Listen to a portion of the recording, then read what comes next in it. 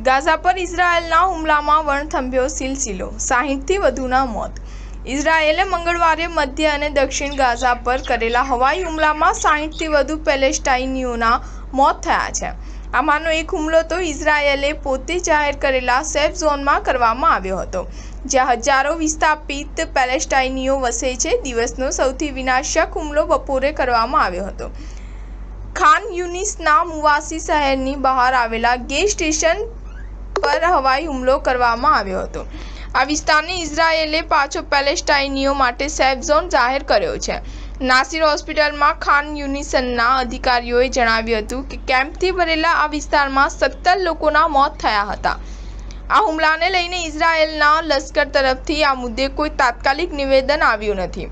શનિવારે ઇઝરાયેલે આ જ વિસ્તાર પર કરેલા હુમલામાં 90થી વધુ પેલેસ્ટાઈનીઓના મોત થયા હતા। તેમાં બાળકો અને મહિલાઓનો પણ સમાવેશ થાય છે।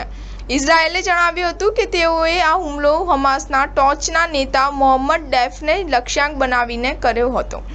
હજી તેની શું સ્થિતિ છે તે જાણી શકાયું નથી। ઇઝરાયેલે સેન્ટ્રલ ગાઝામાં નુસરેત અને ઝવાઈદાના નિરાશ્રિત કેમ્પ પર હુમલો કર્યો હતો। તેમાં 4 ઘરો ખતમ થઈ જતા કમસે કમ 24ના મોત થયા હતા। તેમાં 10 મહિલા અને 4 બાળકોનો સમાવેશ થાય છે, જ્યારે નુસેરતમાં થયેલા હુમલામાં બીજા 9ના મોત થયા હતા। ઇઝરાયેલના લશ્કરે સ્થળોના નામ આપ્યા વગર જણાવ્યું હતું કે તેમણે સેન્ટ્રલ ગાઝામાં આતંકવાદી ઠેકાણાઓ પર હુમલાઓ કર્યા હતા।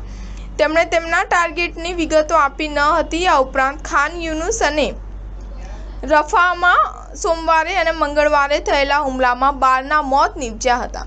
સ્ટાર ન્યૂઝ 7 હંમેશા સચ્ચાઈની સાથે।